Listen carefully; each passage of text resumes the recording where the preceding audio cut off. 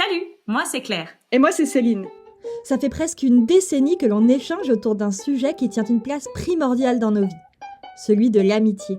Dans ce podcast, nous partageons nos histoires personnelles pour explorer à chaque épisode une facette précise des amitiés.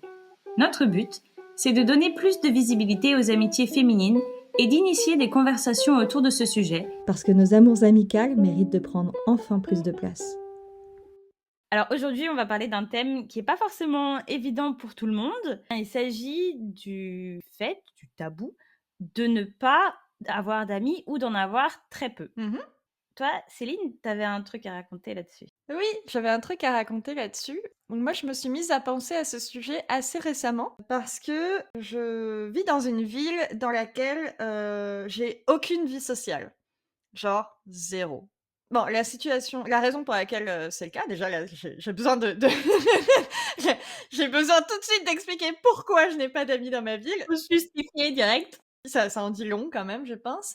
Mais, en fait, ce qui s'est passé, c'est que donc j'ai déménagé, aux Pays-Bas en 2017 et donc j'ai habité dans une première ville, celle où je travaillais et dans cette ville, j'ai rencontré, des personnes avec lesquelles je suis devenue amie et puis en 2019, à la fin de l'année 2019, j'ai déménagé dans une autre ville qui est la ville de Utrecht où j'habite toujours et dans la ville d'Utrecht, j'ai emménagé avec mon partenaire. Au tout départ, on n'a pas forcément cherché à se faire des amis, ni lui ni moi, notamment parce que, on avait vécu à distance, lui et moi, pendant plusieurs années et qu'on a eu envie de profiter l'un de l'autre. Donc ça a duré quelques mois comme ça, 4 ou 5 mois où vraiment, quand je voyais des gens, c'était hors de Utrecht. C'est amusant parce que c'était un sujet entre nous. On parlait du fait que ce serait bien qu'on rencontre des gens, à Utrecht. T'inquiète, c'est un sujet chez moi aussi, enfin chez nous aussi. Et du coup, en bons expats, la solution à laquelle on a pensé, c'était, les meet-up. Donc pour les personnes à qui ça ne parle pas, c'est tout simplement des réunions d'expats, des événements qui sont organisés entre, personnes, expatriées dans un pays, dans le but de se faire des amis ou de rencontrer du monde ou de juste sociabiliser, en fait. Bref, donc on s'était dit avec mon copain qu'on allait, rejoindre un meet-up et on avait fixé une date et la date qu'on a fixée, c'est tombé pile, vraiment pile sur le samedi qui a suivi, le confinement, le 1er confinement de notre vie, donc en mars 2020 et du coup, bah, on s'est retrouvés ensuite, je vais pas vous raconter l'histoire du covid, hein, vous l'avez tous vécu, mais on s'est retrouvés, isolés, hein, et donc on a pu très honnêtement, c'est comme ça qu'on l'a vécu, les premiers mois, juste profiter du fait d'habiter ensemble sans avoir, la pression de devoir rencontrer du monde. Et puis quand tout s'est rouvert, moi je me suis sentie ultra surmenée, en fait, parce que d'un coup j'ai réalisé à quel point je voyais souvent du monde avant le confinement, à quel point ma vie sociale, elle me prenait du temps dans ma vie et ça m'a fait comme une sorte de choc. Donc j'ai repensé à rejoindre un meet-up. On en a fait un d'ailleurs, je crois et petit à petit, je me suis dit: «Mais en fait, ça m'intéresse pas du tout d'avoir des amis à Utrecht. Vraiment la flemme». C'était vraiment j'en suis là aujourd'hui, je me dis: «La flemme d'avoir des amis à Utrecht». Parce qu'en fait, mes amitiés en dehors d'Utrecht me prennent déjà beaucoup de temps et que ça me dérange pas que dans ma ville, celle où j'habite, ce soit juste un espace où j'ai pas d'amis et c'est mon espace avec mon couple, mais pas un espace que j'ai investi par mes amitiés, en fait. Mmh. Ce qui est pas tellement dérangeant aux Pays-Bas parce qu'en fait, le réseau ferré me permet de voir mes amis dans les autres villes assez facilement. Mais en termes de distance, c'est vrai que mes amis sont à Leiden, à La Haye, à Rotterdam, soit à, environ 1 heure de route de chez moi, quoi. Ce qui peut paraître énorme, en fait, pour, des Français d'une certaine manière. Enfin, vous pouvez difficilement vous faire un truc ultra spontané de type, dans 20 minutes à pied, je suis chez toi et on se mange des Non, crêpes, tu vois? on peut pas se faire un truc spontané. Mais honnêtement, ça existe pas trop dans ce pays de se faire des trucs spontanés. Bon, bah, tu vois? Je te rassure, chez moi, ça dépend, mais c'est pas exactement très local. Mais voilà, mais en fait, moi, ce qui m'amuse un petit peu avec cette situation, c'est pas très amusant, mais c'est, que souvent, parmi mes proches, pas les personnes les plus proches de moi, mais des personnes que je suis amenée à voir régulièrement et avec lesquelles j'ai pas une intimité incroyable, ces personnes-là vont essayer de créer du lien, d'avoir une sorte de sujet de conversation un petit peu facile avec moi, qui soit pas gênant. Je pense par exemple à mes beaux-parents. Et une question qui vient dans ce genre de cas, c'est ah, et puis alors, du coup, tu as rencontré du monde à Utrecht, tu t'es fait des amis, etc. Et à chaque fois, ça me gêne beaucoup parce que moi, j'ai aucun problème avec le fait de dire non. Mais que je vois tout de suite dans les yeux des gens une sorte d'inquiétude. Oh mon Dieu, mais elle a pas d'amis dans sa ville, mais comment elle fait? Ça et puis peut-être aussi un peu genre: «Oh mon Dieu, j'ai mis les pieds dans un plat pas très confortable». Mais oui, un malaise, Ouais. vraiment un malaise. Et du coup, parfois, j'anticipe, je vois que les gens, ils arrivent avec le sujet, je me dis: «Oh no!» Pourquoi est-ce que tu crois que ça les met tellement mal à l'aise que ta réponse alors que toi, en plus, tu te sens bien avec la réponse que tu donnes, pourquoi est-ce que tu crois au-delà de, «Ah, j'ai peut-être mis les pieds dans le plat» ou voilà, est-ce que tu crois que ça leur évoque un truc? Genre, ils se disent genre: «Ah mais moi, à sa place, je pourrais pas ne pas avoir d'amis dans ma ville»? En préparant cet épisode, je me suis dit: Mais moi, comment je réagirais si quelqu'un me disait: «Ben, j'ai pas d'amis. Dans ma ville, j'ai pas d'amis». Et en fait, je pense que c'est une réelle inquiétude. Si j'entends quelqu'un me dire, «J'ai pas d'amis dans ma ville», je pense que mon premier signal d'alerte, ça va être: «Mais est-ce que cette personne est entourée en cas de besoin?» Oui, ouais, je pense que moi, ce serait mon réflexe, de pensée aussi. Je sais pas si c'est ce que les gens se disent, du coup, en me demandant ça, tu vois? Genre: «Mince, mais est-ce qu'elle a pas d'amis?» Tu vois? Bah, ça joue peut-être un peu, je pense pas que ce soit, la première pensée, mais je pense que et peut-être même que certains ne sont pas capables de le conscientiser, mais il y a aussi peut-être un petit peu de ça quand même. Si elle a besoin, est-ce qu'elle est entourée? Ouais. Mais après, c'est vrai que je nuance très vite, hein, parce que je vois l'inquiétude dans les yeux des gens, Tu pas donc envie de les laisser c'est dans le mal trop ces longtemps. yeux qui s'écarquillent là. Souvent, je rajoute très vite: «Ah mais j'ai une vie sociale, hein, Ça tu va, sais, hein, je vais bien. ma vie sociale me prend beaucoup de temps en dehors d'Utrecht, si je Oui, veux voir tous mes amis qui vivent en France, ça prend du temps. Ceux qui vivent à l'étranger, ça prend du temps. Ceux qui vivent aux Pays-Bas, mais pas dans ma ville, ben, ça prend du temps aussi. Je vais pas, en plus, avoir des amis à Utrecht. J'ai pas le temps, j'ai pas envie». Je dis pas j'ai pas envie, par contre, c'est vrai que je dis jamais j'ai pas envie. ouais, tu vois, on pourra y revenir plus tard, parce que moi j'ai aussi pas mal de trucs à dire sur le sujet, mais, il y a aussi la nuance d'avoir une vie sociale dans sa ville et avoir une vie sociale tout court. Oui, et c'est clairement la nuance que j'apporte du coup très vite, et Ouais, ce qui montre bien que j'ai quand même pas envie que les personnes qui sont en face de moi pensent que je n'ai pas d'amis du tout quand oui. on me demande si j'en ai pas dans ma ville. Ça me gênerait visiblement que cette personne se dise, «Ah mais elle a pas d'amis, Bah, ouais. Moi, j'ai réfléchi un peu, justement, enfin, je suis partie pas mal, sur collège-lycée parce que, c'est vraiment des moments qui ont pour moi été très marqués par cette peur. Pas forcément une peur Oui, que moi j'ai ressentie, mais socialement, c'était vraiment genre une tare, en fait, de ne pas avoir d'amis et de là, je me suis posé un peu des questions, enfin, tu es arrivée à des réflexions sur, finalement, est-ce que c'est mal vu de pas avoir d'amis? Est-ce que c'est pas aussi un petit peu parce que quand tu as des amis, on associe de fait des valeurs à toi? Un peu une forme de réussite, une réussite sociale, tu as confiance en toi, probablement que tu as un peu d'humour. Enfin, on associe tout de suite des valeurs et donc ça veut pas dire que si tu as pas d'amis, tu peux pas avoir ces valeurs, mais que si tu as pas d'amis, on va peut-être plus vite te voir, en tout cas le groupe va plus vite te percevoir comme n'ayant pas ces valeurs-là. oui. Enfin moi je me souviens, il y avait vraiment au collège et au lycée une crainte, de D'être vue sans amis, d'être perçue sans amis. dans mes différentes classes, il y avait souvent une personne qui était perçue comme une sans amis ou Mmh. un sans amis et c'était vraiment c'est vite la pente glissante à aussi à du harcèlement scolaire. Je veux dire, une personne qui est seule face au groupe, elle a plus vite fait de se transformer en cible Mmh. et donc et peut-être que sous cette peur de ne pas avoir d'amis, il y avait aussi un peu la conscience de se dire: «Si j'ai pas d'amis, et si je suis tout seul ou toute seule, je vais devenir aussi un peu une cible», mais il y avait vraiment ouais, c'était vraiment une peur et je me suis aussi souvenue de tout un petit champ lexical associé au fait de ne pas avoir d'amis. On va voir si on a retrouvé le même, mais moi aussi j'ai noté des trucs. Moi, je me souviens que vraiment, genre, ne pas avoir d'amis, c'était être quelqu'un qui fait pitié Mmh. et être quelqu'un de pathétique. Ah, Oui. pathétique, on disait pas ça, enfin. Alors pathétique, on le disait pas au collège, hein, parce qu'on était mollo sur le vocabulaire saucé, mais vraiment genre faire pitié, Faire ouais. pitié, ouais. Tu dit tout à l'heure un sans pote ou une sans pote. Moi, Alors j'ai moi, c'était vraiment noté sans amis, mais oui. Enfin, oui, un ouais, sans ami, oui, pardon, un sans ami ou une sans amie, et là, j'ai utilisé le mot pote parce que j'ai repensé à un terme, dis-moi si tu OK. connais, mais je l'ai googlé pour voir si c'était dans ma tête et j'ai retrouvé sur des forums des années 2010. OK, je ne suis qu'excitation et suspense. Alors, connaissez-vous le terme JPP-MJC? Je connais pas du tout, éclaire-moi. C'est: «J'ai pas de potes, mais j'en cherche». Eh beh! Voilà, et donc on disait des personnes qui étaient seules, qui étaient Ouais. toutes seules dans la cour, par exemple, et qui parfois essayaient, en fait, de créer du lien, tu vois? Et ben, il y avait ce terme: «Ouais, ça va, laisse-nous là, le JPP-MJC», Mais waouh, incroyable! Mais c'est terrible, fou, et ça existe, j'ai retrouvé sur tu as Google. retrouvé ça sur des forums? C'est fou, c'était une insulte. C'était Ouais, une insulte, tu putain. vois? Un sans amis, effectivement, et un JPP-MJC, voilà.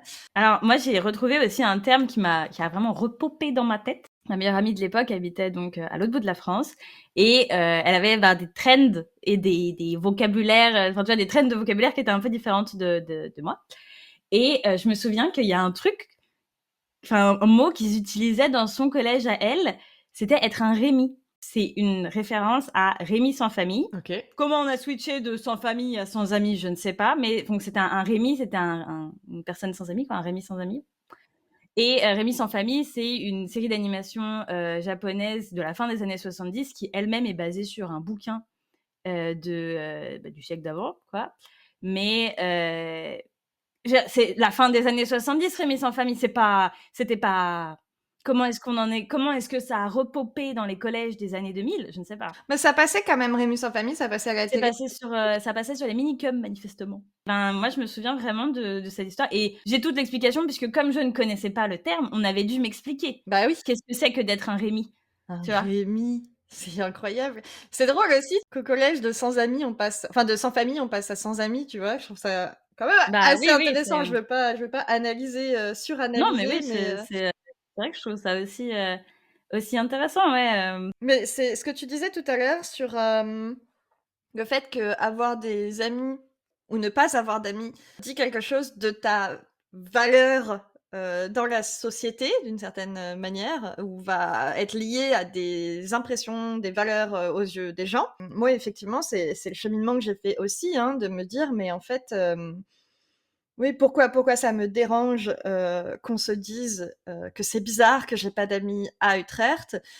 C'est parce que j'ai pas envie qu'on croie que je n'ai pas d'amis. Pourquoi j'ai pas envie qu'on croie que je n'ai pas d'amis?» Et je suis arrivée aussi à cette idée qu'effectivement, à l'adolescence, c'était un drame de ne pas en avoir, et j'ai fait un cheminement qui est un tout petit peu inverse, à ce niveau-là, parce que du coup, je me suis dit: «Tiens, ne pas avoir d'amis», effectivement, c'était considéré comme quelque chose de très bizarre, et ouais, il y avait cette idée de ça fait pitié aussi, mais je pense qu'on mettait pas de mots sur quel est le problème dans le fait de ne pas avoir d'amis.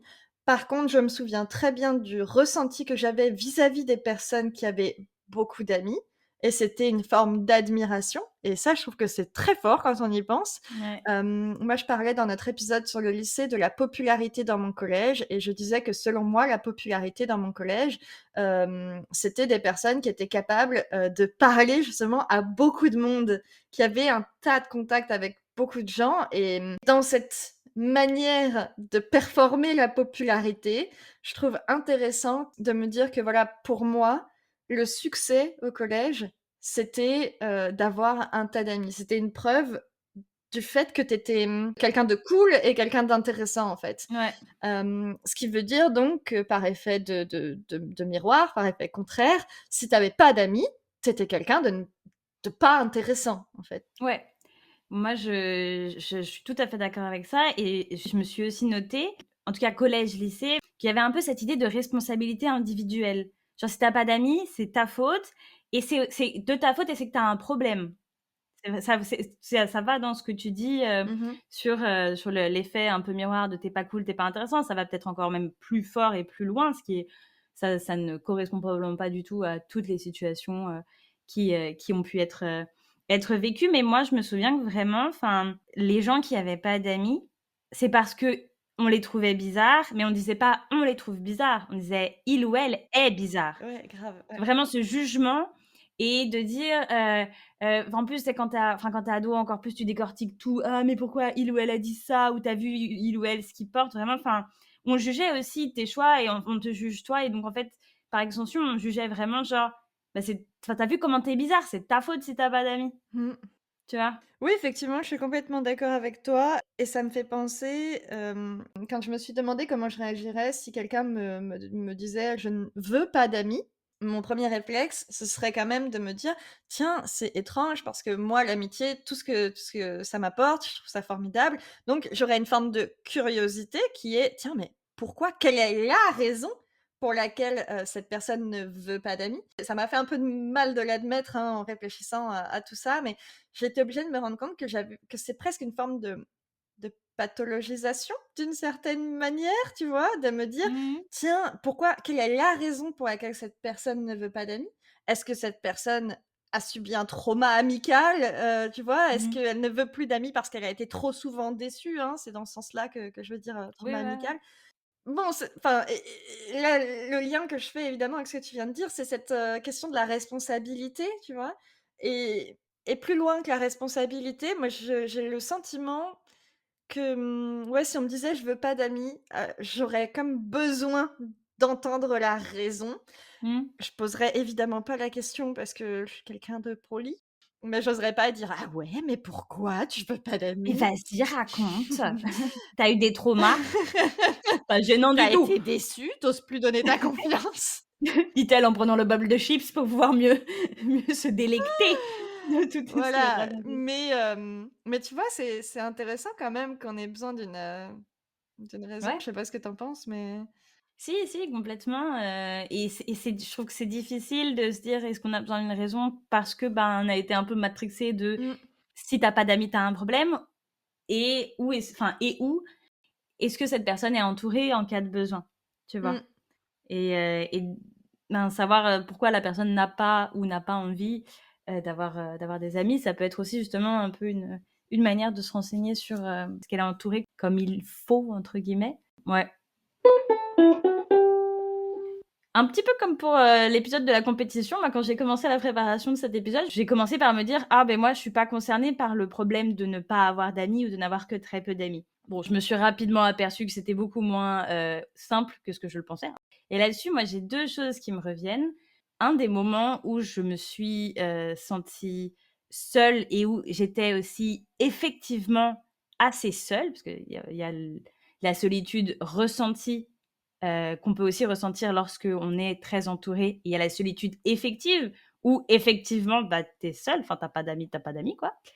Moi, dans mes études supérieures, je me suis au bout d'un moment lancée dans une formation où vraiment j'étais pas du tout dans la même vibe que le reste de la classe. Je veux pas dire qu'elles étaient pas sympas, mais on n'avait vraiment pas du tout d'affinité et ça aurait pu être une année encore plus difficile que ce qu'elle a été si j'avais pas eu 2 amis après, qui sont arrivés, plusieurs semaines après le début de la rentrée pour tout un tas de raisons un peu, logistiques, administratives. Il y en a une, c'était déjà une de mes amies. C'était une de mes amies très proches. Elle, elle avait commencé une autre enfin, elle attendait une réponse pour une formation.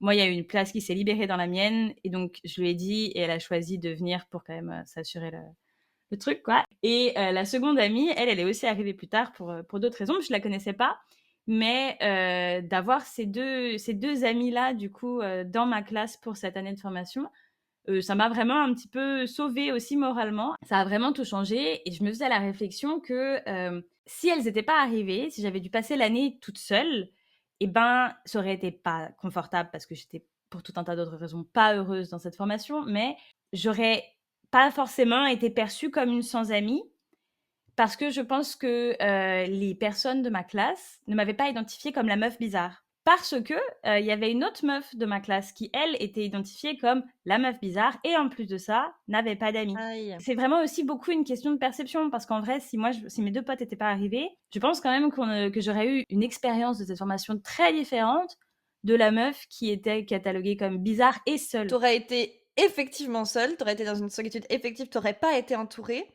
mais tu n'aurais pas été perçue comme une sans pote. Je pense, ouais. Je pense que toute cette histoire de, avoir beaucoup d'amis ou avoir très peu d'amis ou ne pas avoir d'amis, c'est vraiment aussi beaucoup une question de comment est-ce que tu es perçu par le groupe et comment est-ce que du coup ça se répercute sur toi. Parce que par exemple, j'ai aussi repensé que comme un certain nombre de personnes, moi, j'ai pas du tout de difficulté à aller au cinéma toute seule. C'est même un truc que j'aime beaucoup faire. Je vais pas me priver de ne pas aller voir un film qui m'intéresse juste parce que mes potes ne sont pas intéressés. Mais ça, j'ai commencé à le faire très tôt. Genre au collège, je suis déjà allée voir plein de fois des films en solo.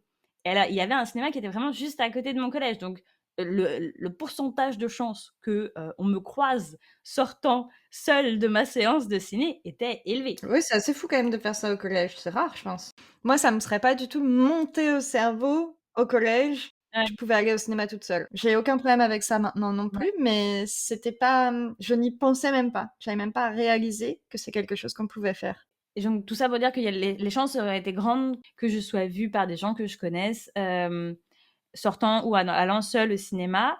Et je pense que parce que moi, j'avais déjà été vue avec des amis, parce que j'étais pas identifiée comme une sans amis non plus, ça m'aurait pas porté préjudice. Tandis qu'une personne qui était déjà identifiée comme sans amis, si elle va au cinéma toute seule, ça fait un peu genre ça confirme un peu Mmh. l'espèce de mythe qu'on lui colle, tu vois? Oui, bien sûr et puis, en fait, effectivement, on pourra jamais savoir si ça t'aurait porté préjudice ou non, ça c'est sûr.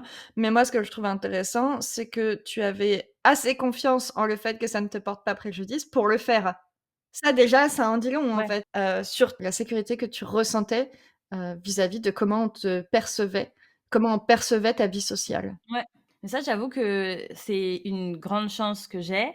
C'est que, bah, du coup, contrairement à toi, comme tu l'as déjà expliqué dans d'autres épisodes, moi, en me faisant la réflexion, genre, quel est mon rapport à tout ça, hem, j'ai pas souvenir de m'être lancée dans quelque chose, que ce soit genre un séjour de vacances, de l'animation, une école, une formation. J'ai pas souvenir d'avoir eu la flip de ne pas me faire d'amis. Alors ça aide aussi beaucoup qu'en entrant au collège et en entrant au lycée, je connaissais déjà des gens. Oui, mais tu as fait des colonies de vacances et tu avais quand même pas peur de pas te faire d'amis. Moi, je suis sûre que j'aurais eu très peur de pas être capable de me faire d'amis.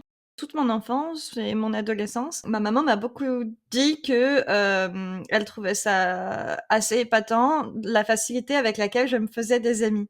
Et du coup, je sais pas si ça a Mmh. créé un effet de pression où je me suis dit: «Ah, ma mère croit que je me fais des amis facilement, donc je dois me faire des amis facilement». Je Ah sais oui. pas, hein. J'en sais rien du tout, je veux pas psychanalyser le truc, mais le fait est que, que c'est intéressant quand même, tu vois? Que ça me revienne et quand j'ai réfléchi aussi à cette question, ce tabou, ben, j'ai repensé au fait que moi, j'étais fière que ma mère, elle se dise que c'était facile pour moi de me faire des amis. Bah, ouais, moi aussi. Enfin, je veux dire, c'est aussi une réflexion que moi, ma mère m'a déjà sortie et oui, il y a un peu de fierté quand même là-dedans. Justement, aussi parce que je pense qu'on y associe tout un tas de trucs, mais même des, des très jeunes. Enfin, je veux dire, l'amitié, c'est aussi une part centrale de la littérature jeunesse, je t'apprends rien. Heu, donc ouais, Mais je non, pense aussi que cette fierté, enfin moi je la ressentais, ça c'est sûr, hein, quand ma mère me disait: «Ah, tu te fais des amis facilement».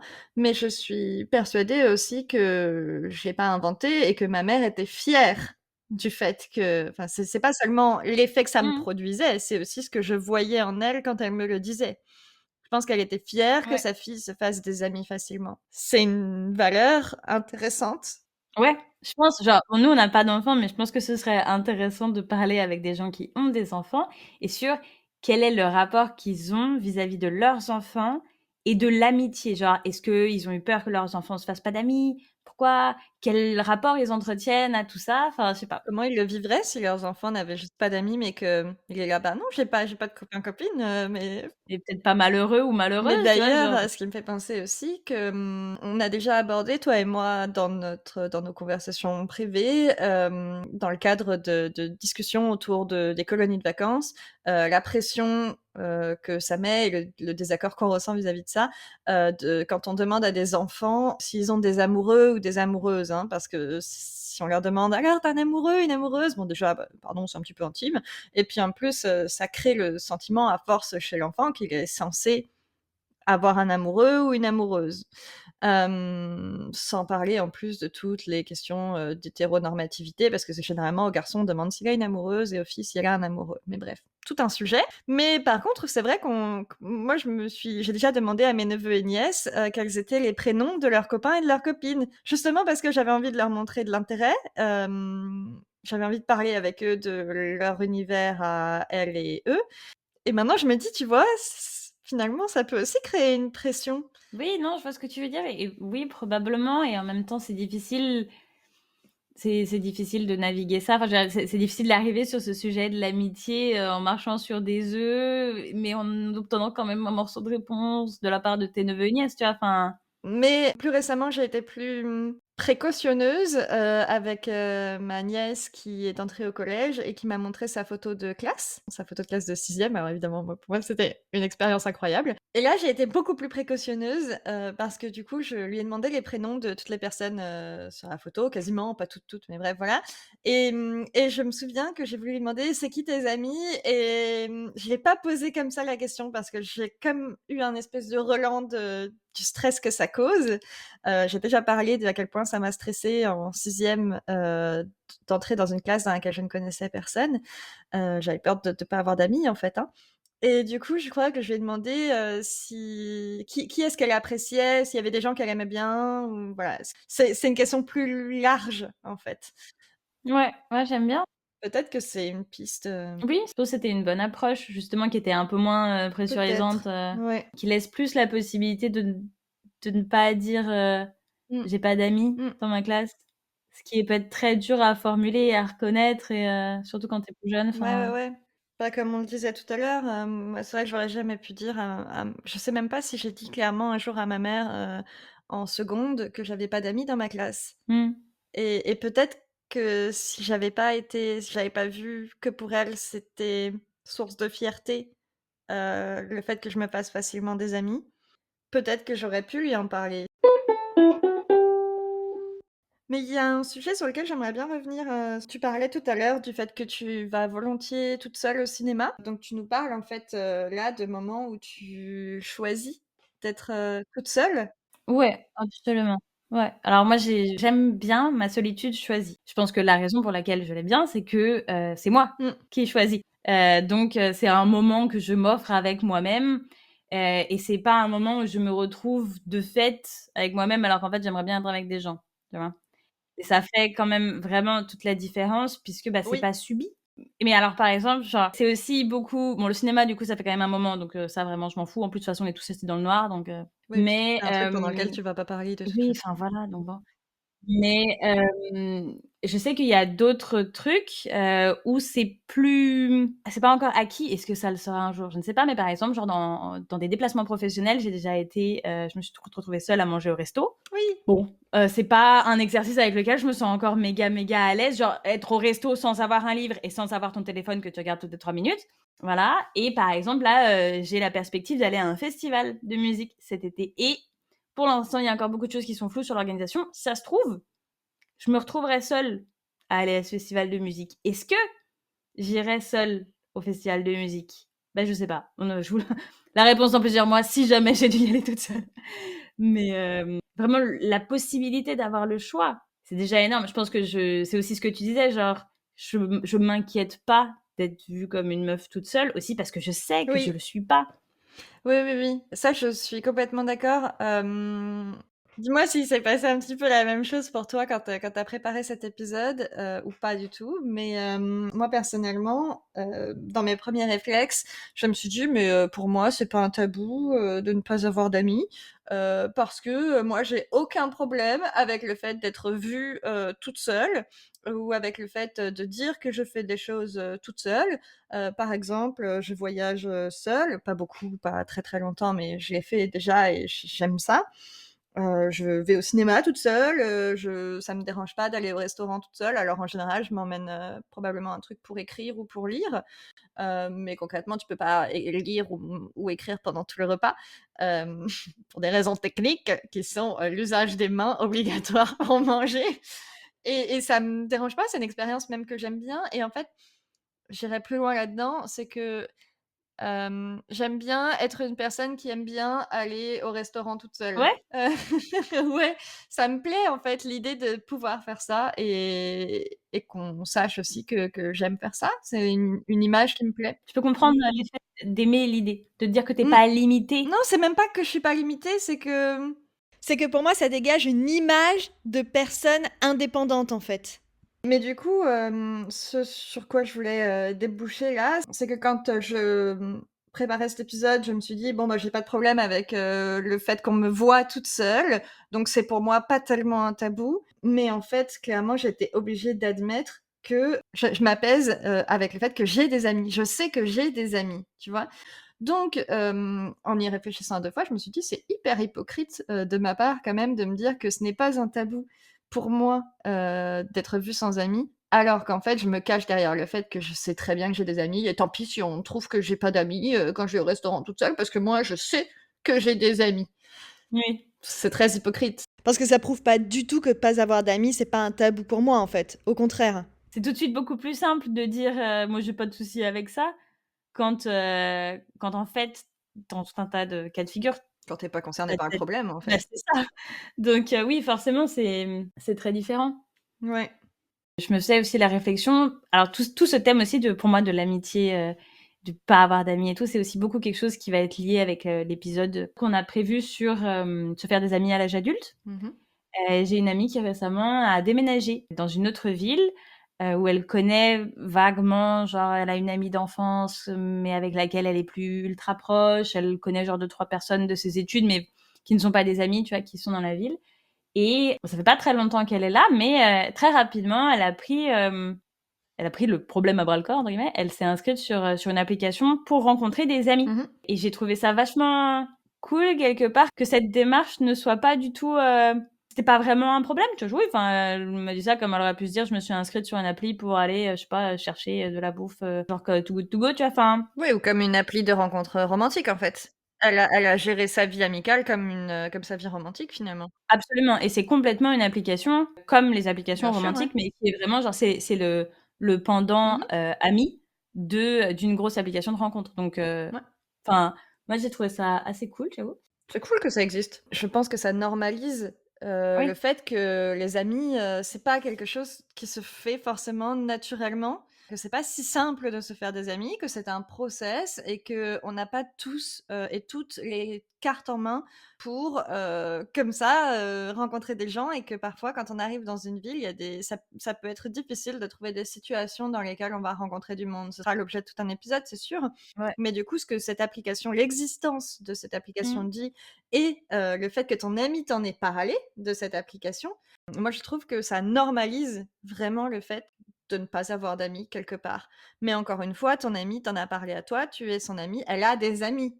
Oui, oui, Elle a juste pas des amis dans ce contexte et ouais, c'est peut-être pour ça que c'était pas un aussi gros problème, tu vois? c'est vrai.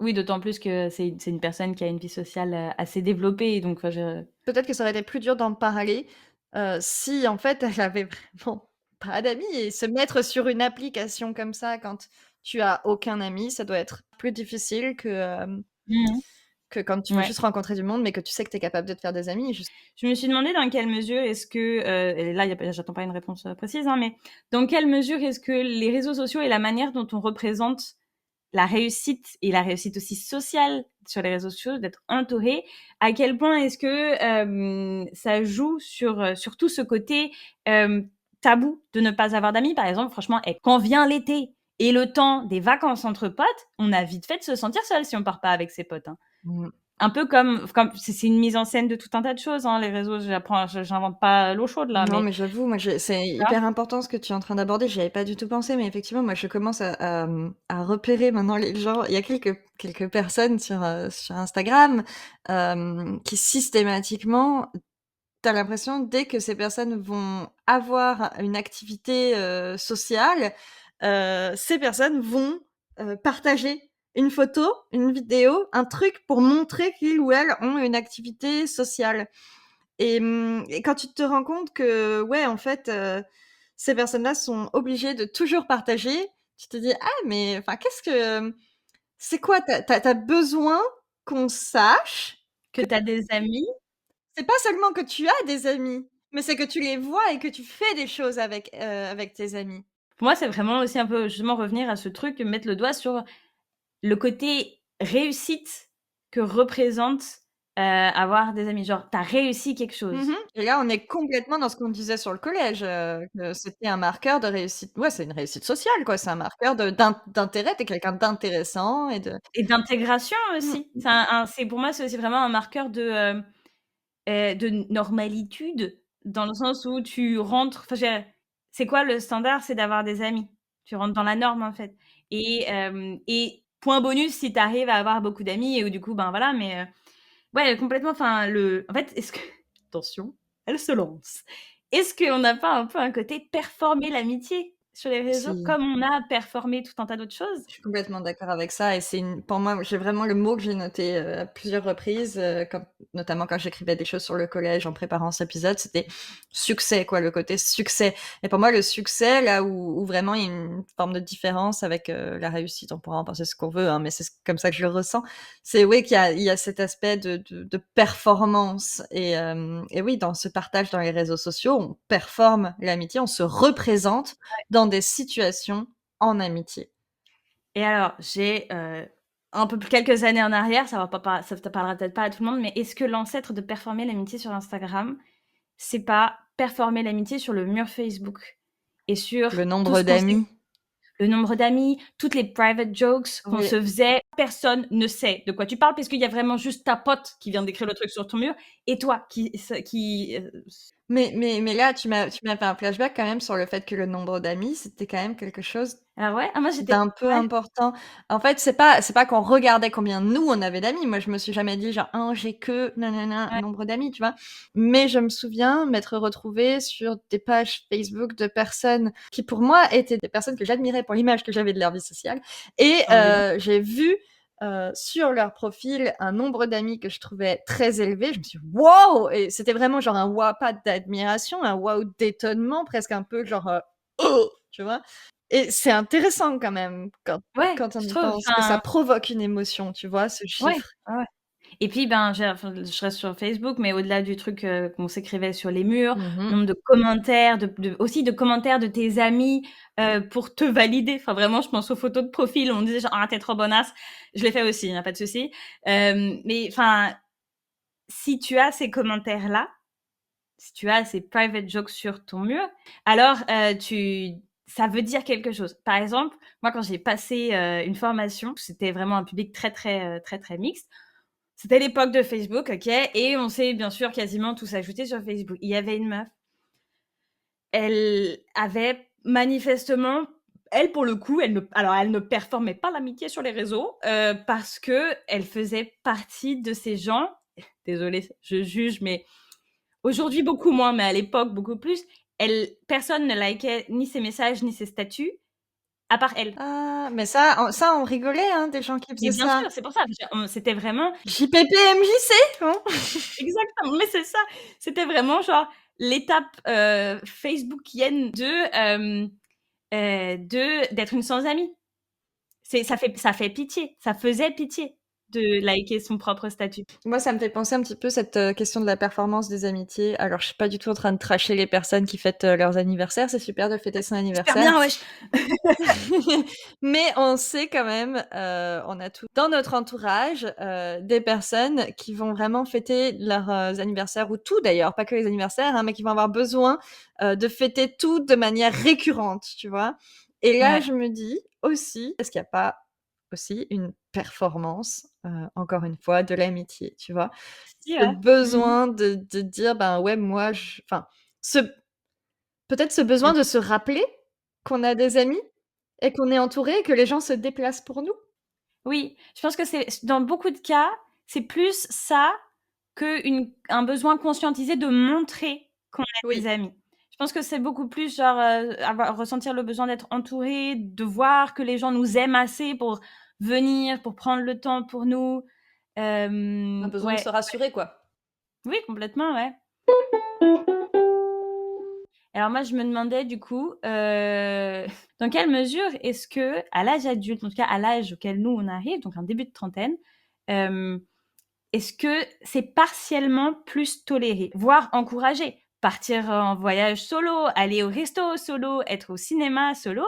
Aujourd'hui, c'est devenu presque l'inverse de ce que c'était avant. C'est devenu un marqueur social de genre, tu as réussi à être tellement bien avec toi, ton image et de toi et l'image qu'on a de toi, que tu peux faire ça. Oui, je suis complètement d'accord avec toi. Pour moi, il y a 2 choses autour de ce sujet. La première, effectivement, c'est exactement ce sur quoi tu mets le doigt, ce discours qui est, «C'est super, tu es grave indépendante et cetera. Trop beau, tu arrives à faire des trucs toute seule». Voilà, ce discours qui va avec un discours, de self-care, tu vois? De: «Ah, c'est trop bien que tu arrives à faire ça quand tu en as besoin». Alors que pour moi, il y a plein de fois où quand je fais des trucs toute seule, c'est même pas une question de est-ce que j'ai besoin de le faire toute seule ou quoi, c'est un fait. Là, je l'ai fait toute seule parce que, ben, c'est comme ça que c'est venu en fait. Enfin, c'est pas toujours choisi, c'est pas toujours, conscient, c'est pas enfin, je voulais faire ça, j'étais toute seule, voilà, point. C'était pas un besoin, c'était pas une envie, c'était pas Je pense que nous 2, on overthink beaucoup de choses, mais il y a des trucs vraiment pas du tout, quoi. oui, c'était juste un cycle naturel, je pense, en fait, c'est super, hein, ce discours de self-care, que quand on a besoin de prendre soin de soi et d'être tout seul, c'est important de mettre des limites, aux gens et de ne pas se sentir obligé de les voir et de prendre le temps pour être tout seul. Très bien comme discours, mais quand quelqu'un te dit qu'il fait quelque chose tout seul, si tu amènes, le «Mais c'est trop bien, tu besoin d'être seul, c'est trop bien que tu l'aies fait», le soupir est là, hein, parce que, vraiment je pense que, ça dénormalise le fait d'être tout seul et que pour moi, être toute seule, ben, c'est un cycle. Il y a des moments, je suis avec des gens et des moments, je suis toute seule parce que, ben, je peux pas être tout le temps avec des gens. C'est tout aussi étrange que d'être tout le temps tout seul, tu vois? Ouais. Enfin, ça devrait être en tout cas perçu comme tout aussi étrange selon moi. Mais bref, donc ça, c'est le premier truc vis-à-vis du fait que quand on est adulte, ça paraît plus normal, de ne pas toujours être avec des amis. Et le deuxième truc à notre âge qui change beaucoup la donne aussi, c'est, honnêtement la question de la parentalité, je pense. Et oui. J'ai eu une conversation une fois avec une femme qui est plus âgée que moi et qui a un enfant d'une dizaine d'années, qui, me disait, je sais plus, je parlais du fait que c'est un âge, là, la trentaine, où il y a beaucoup de changements dans les amitiés et que c'est pas toujours, facile. Ça peut générer des angoisses, en Mmh. fait. Ces changements peuvent générer des angoisses. Donc je lui parlais un petit peu de tout ça, elle me parlait de tout ça aussi et elle m'a dit cette phrase qui est horrible, elle m'a dit: «Ah mais tu sais, moi quand j'ai eu mes enfants, j'ai aussi, perdu la plupart de mes amis, mais bon, au bout de 10-15 ans, tu finis par retrouver les vrais amis, mais c'est comme ça pendant 10 à 15 ans, ben, ta vie sociale, elle est vraiment amoindrie». Et elle me disait ça vraiment comme si c'était tout à fait normal. Ouais, c'était juste un fait, quoi, c'était factuel. Ouais, c'est ça, c'était tout à fait normal pour elle, et alors je sais que les discours, ils changent un petit peu maintenant, notamment parce qu'on parle du fait que, les parents ont besoin d'être entourés, mais il y a quand même un petit peu cette idée que, bah, ouais, quand tu pas d'enfant, faut que tu t'attendes à moins voir tes amis qui, eux, en ont et que c'est comme ça et je sais ouais, il y a cette espèce j'ai un peu ce sentiment aussi que, ça, normalise le fait Oui, d'avoir ouais, moins d'amis ou de moins voir oui. ses amis dans la trentaine. Je suis tout à fait d'accord. Même certaines personnes qui sont en couple, en fait, et qui du coup, par les choix qu'ils ou elles font de se marier ou pas d'ailleurs, mais d'emménager, loin de la ville. Toi et moi, on habite en ville et je crois qu'on y tient beaucoup, mais l'impact que ça peut avoir sur ta vie sociale, de déménager en bordure de ville et où du coup Mmh. tes potes ne feront pas le trajet. Oui, c'est beaucoup moins spontané parce qu'en plus on est souvent tributaire donc des transports en commun, Oui, bien voilà, sûr. C'est une autre manière de se voir, mais on en complètement. Oui, parlera, on aura tout le loisir de développer ça dans d'autres épisodes.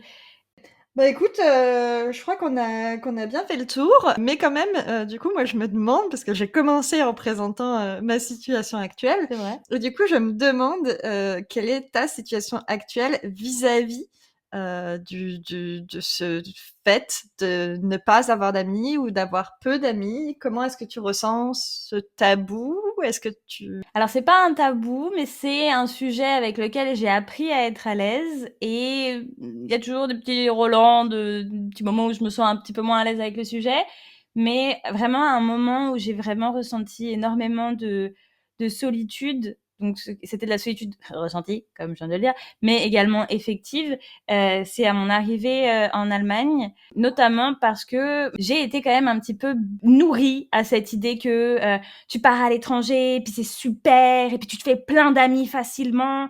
Moi, j'étais en train de galérer avec 1001 trucs dans ma vie, déjà, d'une part, et c'était un début dans la vie active, ce qui est quand même très, très différent, on y reviendra, de se faire des amis pendant des études ou pendant le cadre d'un Erasmus. Mais du coup, il y a eu vraiment il y a eu tout un moment d'introspection sur plein d'aspects de ma vie et aussi vraiment la réalisation de me dire genre: «Mais en fait, c'est pas du tout aussi simple que, on me l'a vendu et c'est normal». Finalement, c'est pas moi qui étais kikiche de croire à ça, mais mais c'est plus, c'était on nous a vendu un leurre, en fait. C'est que c'est facile de se faire des amis à l'étranger sous couvert d'Erasmus et compagnie Bien sûr. et les réseaux sociaux pour ça, c'était aussi terrible parce que tu vois, tous les rejets et les rejettes qui sont partis faire leur Erasmus, tu as l'impression qu'ils non seulement ils font la fête tout le temps, qu'ils ont pas besoin de s'inquiéter de leurs notes, mais qu'en plus de ça, ils se sont fait une bande de potes, pour la vie, quoi. Et donc du coup, toute cette réflexion-là, c'est aussi un peu accompagné de réflexion sur justement qu'est-ce que ça veut dire de moi. Ça veut dire que j'ai pas réussi mon intégration puisque j'ai pas d'amis allemands. Donc j'en ai eu, mais peu, et ça va pas forcément marcher puisque voilà, le ghosting. Aujourd'hui j'en ai, mais par exemple si ce que je n'aime pas faire, mais si je devais hiérarchiser mes amis en termes de à quel point est-ce que je suis proche d'elles ou à quel point est-ce que voilà, des amies allemandes dont je suis très proche, je n'en ai pas. J'en ai que j'apprécie beaucoup, pour lesquelles j'ai beaucoup d'affection, mais on n'est pas très proches. Et j'ai finalement, toute nationalité confondue, très peu d'amis dans ma ville et dans mon pays. Et l'activité principale de ma vie sociale se trouve en France. Et je suis en paix avec ça maintenant, mais déjà, ça a été tout un petit cheminement de me dire, non, mais c'est pas que j'ai pas réussi mon intégration, c'est que ça joue à, c'est bien plus que avoir réussi son intégration ou pas, que d'avoir des amis à l'âge adulte, encore plus de ça à l'étranger, dans une ville que tu connais pas. Mais ça a été vraiment un peu un travail, et je sais que, comme toi, j'ai pas le temps, en fait, en ce moment, pour d'autres raisons, mais j'ai vraiment pas le temps de me La lancer. flemme! Ah non, moi, c'est plus le temps, vraiment. J'ai pas le temps de me lancer dans des nouvelles amitiés, et pour l'instant, j'en souffre pas. Après, il y a toujours des petits moments où je me dis genre: «Ah quand même, ce serait sympa», et puis tu sais, genre, je regarde toujours un peu ce qui se passe, mais je participe jamais. Et je pense qu'au bout d'un moment, quand le temps sera venu, je me lancerai dans, Parce que en fait, là, j'ai le sentiment que ce que tu es en train de nous dire, c'est que, tu as admis le fait que, en fait, ta vie sociale est pas très intense, mais que, pour autant, en général, ça ne provoque pas de solitude en toi. Tu ne te sens, en général, pas seule parce que tu sais que tu as une vie sociale intense, ailleurs notamment. Mais si en fait, tu ne te sens jamais seule, si tu ne trouves jamais le temps, c'est un problème? c'est pas un problème, mais parfois, je pense que j'aimerais bien pouvoir partager des choses aussi dans ma ville et nouer des liens dans mon quotidien. D'accord. Parce que je sais, d'une part, et puis parce que je vois aussi avec mes amis qui sont restés au pays, euh, l'impact qu'a le quotidien et le fait de partager des choses au quotidien. Et je te parle pas de genre vraiment genre tous les jours, mais de pouvoir spontanément me dire, bon tiens, est-ce qu'on n'irait pas faire des crêpes dans 20 minutes chez toi, ou ce soir, ou demain, ou tu vois, avec des gens qu'on a envie de retrouver. Je veux dire, j'ai des amis ici, mais parfois j'aimerais bien j'aimerais bien en avoir plus, en fait. OK. Mais c'est assez loin sur ma liste de comment est-ce que je veux utiliser mon temps. D'autant plus, Tu pas bien assez pour le prioriser, non, quoi. complètement. Genre j'ai des choses qui sont beaucoup plus importantes pour que je me sente bien et heureuse dans ma vie, pour lesquelles je dois utiliser mon temps, que JCDA, je cherche des amis. Voilà. Voilà où j'en suis moi actuellement, tu vois. Alors moi, on me pose pas la question, cela dit. Les copines d'abord, c'est fini pour aujourd'hui. Merci de nous avoir écoutés. Si tu as pensé à une amie pendant cet épisode, n'hésite pas à le partager avec elle. Et à nous suivre sur Instagram, @lescopinesdabord.podcast.